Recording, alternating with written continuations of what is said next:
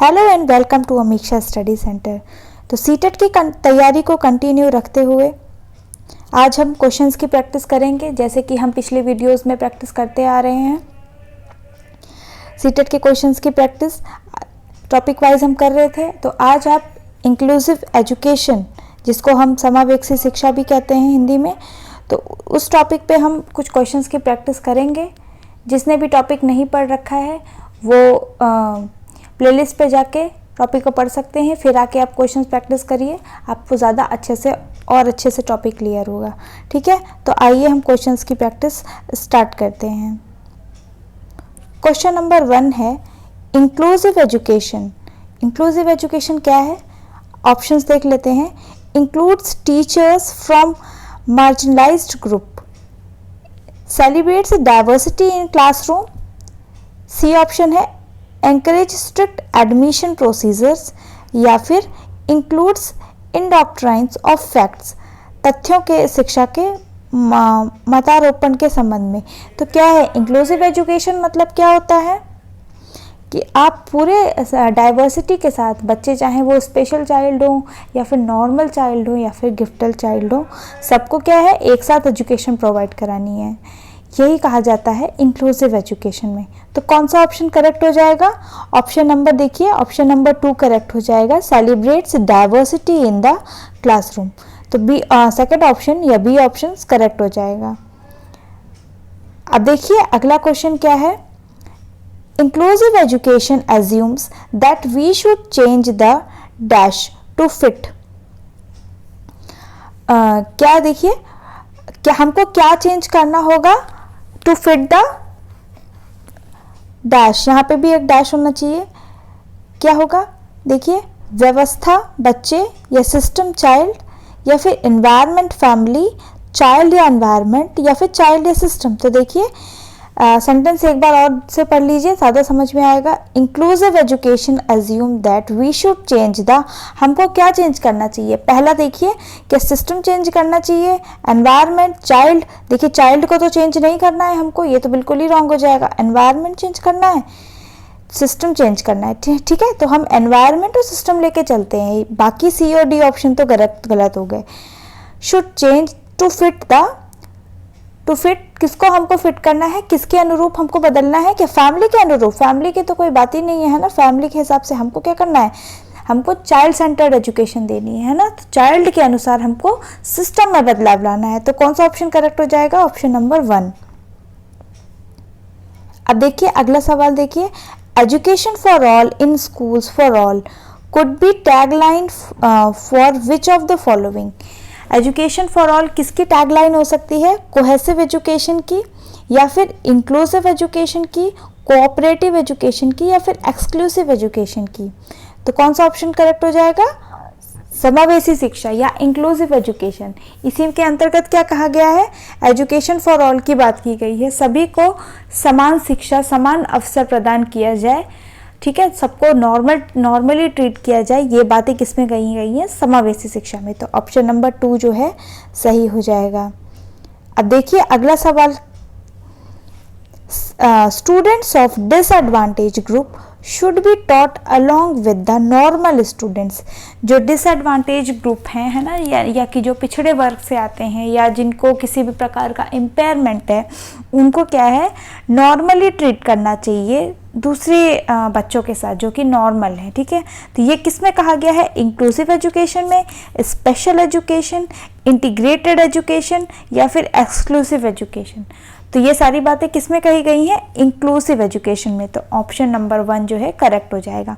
तो आप देख रहे हैं किस तरीके के क्वेश्चन आते हैं। ये सब सीटेट में सवाल आ चुके हैं और ऐसे ही क्वेश्चन आपको आगे एग्जाम्स में देखने को मिलेंगे। तो आप बहुत ध्यान लगा के करिए, ऑप्शंस को बहुत ध्यान से पढ़ना है। देखिए हो सकता है कि क्वेश्चन इजी लग रहे हो, पर कई बार पेपर में क्योंकि हमारा दिमाग का, जैसे हम अभी दिमाग रिलैक्स लेके बैठे हैं, एग्जाम में हमारा दिमाग उतना रिलैक्स्ड नहीं होता है ना। तो अगर हमारी प्रैक्टिस अच्छी रहेगी तो हम और अच्छा परफॉर्म कर पाएंगे। तो इसीलिए जो ऑप्शंस है बहुत ध्यान से पढ़ने की ज़रूरत है, क्योंकि ज़्यादातर क्वेश्चंस टफ नहीं होते हैं। जो सीडीपी के क्वेश्चन होते हैं वो बहुत टफ नहीं होते हैं, सिर्फ कहाँ कन्फ्यूज़न होती है? ऑप्शंस को लेके लोगों में कन्फ्यूज़न पाई जाती है बच्चों में। तो इसीलिए ऑप्शंस बहुत ध्यान से पढ़िए, जो सबसे ज़्यादा फिट हो रहा हो, जो सबसे ज़्यादा करेक्ट हो, उसी पे हमको टिक मार्क करना है। तो चलिए आइए नेक्स्ट क्वेश्चन देख लेते हैं। In an inclusive classroom a teacher individualised education plans, क्या करना चाहिए? हर बच्चे के हिसाब से जो है विशिष्ट शैक्षिक योजना बनानी चाहिए। शुड नॉट प्रिपेयर, तैयार नहीं करने चाहिए, या फिर शुड ओकेजनली प्रिपेयर, ओकेजनली तैयार करनी चाहिए, should actively prepare, actively prepare करनी चाहिए, या फिर तैयार करने के लिए हतोत्साहित होना चाहिए, तैयारी नहीं करनी चाहिए, डिस्करेज करना चाहिए खुद को।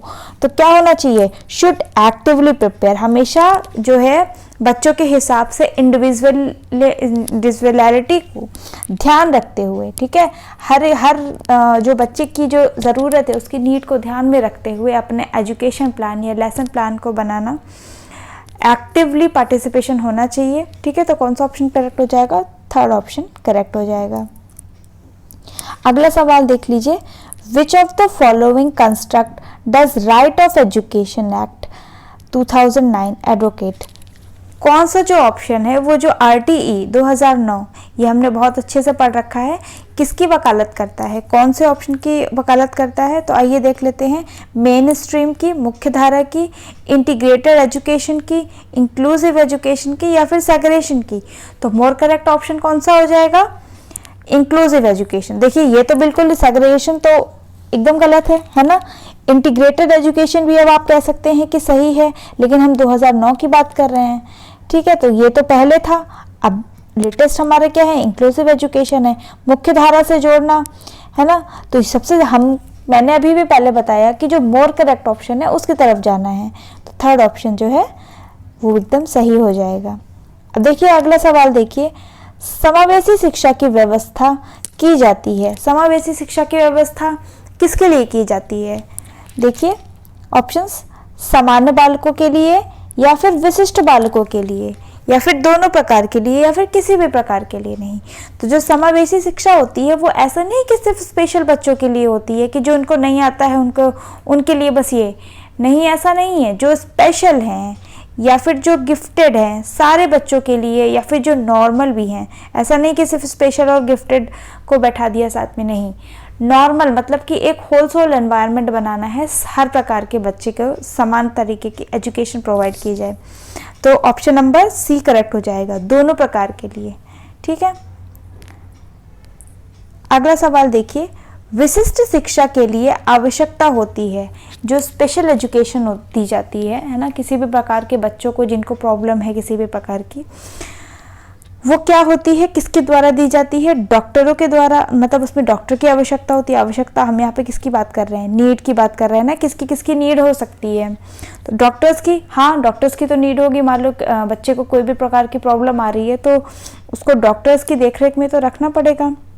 मनोवैज्ञानिक की, कोई काउंसलर्स की, है ना, ज़रूरत होती है, बिल्कुल होती है। साइकोलॉजिस्ट की ज़रूरत, अगर बच्चा किसी भी प्रकार के जो है लर्निंग डिसेबिलिटी है, या फिर उसको किसी प्रकार के डिप्रेशन में है वो, तो मनोवैज्ञानिकों की ज़रूरत पड़ेगी।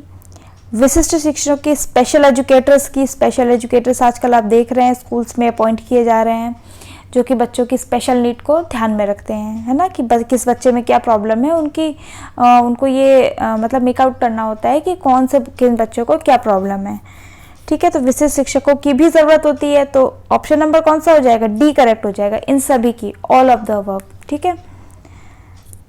अगला सवाल देखिए। प्रतिभाशाली बालकों की पहचान का मानदंड होता है। प्रतिभाशाली बालकों के बारे में बात की जा रही है, यानी कि गिफ्टेड चाइल्ड के बारे में। उनकी क्या जो मानदंड होता है, क्या है? शैक्षिक उपलब्धि, बुद्धि लब्धि, समायोजन, या फिर ये सभी। तो देखिए जो प्रतिभाशाली बालक होंगे या कि जो गिफ्टेड चाइल्ड होंगे, उनके अंदर क्या क्वालिटी होगी? उनके अंदर जो सारी पॉजिटिव क्वालिटी है ना, वो बहुत अच्छे से समायोजन भी कर लेंगे, एडजस्टमेंट भी बहुत अच्छे से कर लेंगे। उनकी बुद्धि लब्धि या फिर IQ भी लेवल भी क्या होगा? काफ़ी स्ट्रांग होगा। शैक्षिक उपलब्धि, स्टडीज़ में भी वो अच्छे होंगे। तो कौन सा ऑप्शन करेक्ट हो जाएगा? ऑप्शन नंबर डी, है ना, ये सभी, ऑल ऑफ द अबव वाला ऑप्शन सही हो जाएगा। अगला सवाल देखिए। मानसिक मंदता का मुख्य कारण होता है, ठीक है। जो दिमागी रूप से जो मेंटल प्रॉब्लम रहती है, मेंटल इम्पेयरमेंट रहते हैं बच्चों के, उसके मुख्य कारण क्या हो सकते हैं? वंशानुक्रम, वातावरण, ए बी दोनों, या फिर इनमें से कोई नहीं। तो देखिए आपने कभी भी देखा होगा, अगर बच्चे को मेंटली अगर वो डिसेबल्ड है, मेंटली कोई भी प्रॉब्लम है, तो हो सकता है कि वो उसका जेनेटिक प्रॉब्लम भी हो, है ना, वंशानुक्रम भी हो सकता है कि उसके मम्मी पापा में या फिर फैमिली में और किसी को पहले कोई प्रॉब्लम रही हो, तो बिल्कुल वंशानुक्रम ये हो सकता है। वातावरण भी प्रभाव डालता है। अगर उसको प्रॉपर जो है एनवायरनमेंट नहीं मिल रहा है अपने आप को ग्रो करने का, बच्चे को बहुत दबाव महसूस कर रहा है, या फिर फैमिली में बहुत मतलब जैसे कि अगर कुछ ऐसा माहौल है कि बहुत ज़्यादा दबाया जा रहा है, बाहर निकलने का मौका नहीं मिल रहा है, या घर में बहुत झगड़े हो रहे हैं, लड़ाइयाँ हो रही हैं, कई बार होता है, तो बच्चे के ये क्या है, दिमाग पे असर डालती हैं ये सारी बातें, है ना, ये मेंटल इश्यूज़ का कारण होते हैं। तो कौन सा ऑप्शन करेक्ट हो जाएगा? ऑप्शन नंबर सी करेक्ट हो जाएगा। अब देखिए नेक्स्ट क्वेश्चन, अपंग बालक की पहचान का आधार होता है। अपंग बालक इसको हम बोलते हैं जिसको लोकोमोटर डिसेबिलिटी होती है ना, यानी कि चलने फिरने में प्रॉब्लम होती है। तो क्या होगा, ये बुद्धि लब्धि की बात है, या फिर देखिए बी ऑप्शन करेक्ट हो जाएगा। ये एक क्या है, शारीरिक बाधिता है, ठीक है, फिजिकल डिसेबिलिटी है। अगला सवाल देखिए, विशिष्ट बालक होते हैं। अब यहाँ पे किसकी बात की गई है? स्पेशल चाइल्ड्स की बात की गई है। अब स्पेशल चाइल्ड तो कोई भी हो सकते हैं, ऑप्शन देख लीजिए, प्रतिभाशाली बालक, मंदबुद्धि बालक, बाधित बालक, या फिर ये सभी। तो कौन सा ऑप्शन सही हो जाएगा? ऑप्शन नंबर डी करेक्ट हो जाएगा। सभी प्रकार के बच्चे जो कि नॉर्मल से थोड़ा अलग है, वो क्या कहलाते हैं? विशिष्ट बालक या फिर स्पेशल चाइल्ड कहलाते हैं। तो डी ऑप्शन करेक्ट हो जाएगा।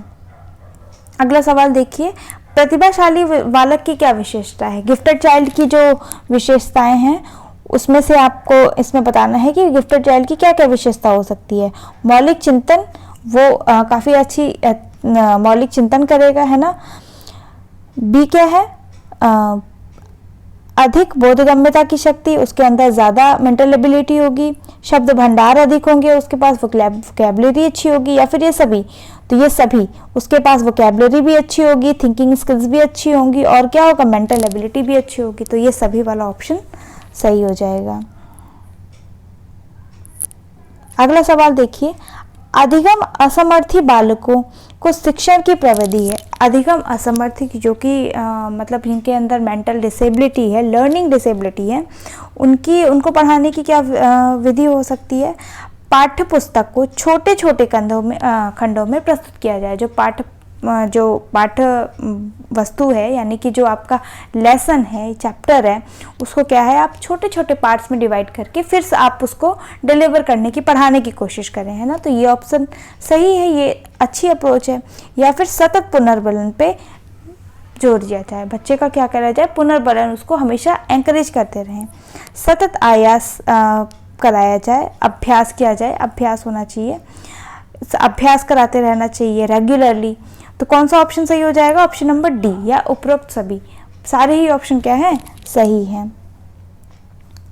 अगला सवाल देखिए, पिछड़ेपन का कारण हो सकता है। पिछड़ेपन का कारण क्या हो सकता है?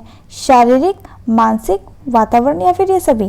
तो देखिए पिछड़ेपन, किसी भी प्रकार का पिछड़ापन हो सकता है, ठीक है। तो कौन सा ऑप्शन सही हो जाएगा? ऑप्शन नंबर डी, यानी कोई भी कारण हो सकता है जिसकी वजह से बालक क्या है, पिछड़ा रह गया है, या फिर उसके अंदर कोई भी लर्निंग डिसेबिलिटी आ गई है, फिजिकल डिसेबिलिटी। तो ये कोई भी कारण हो सकता है, ठीक है।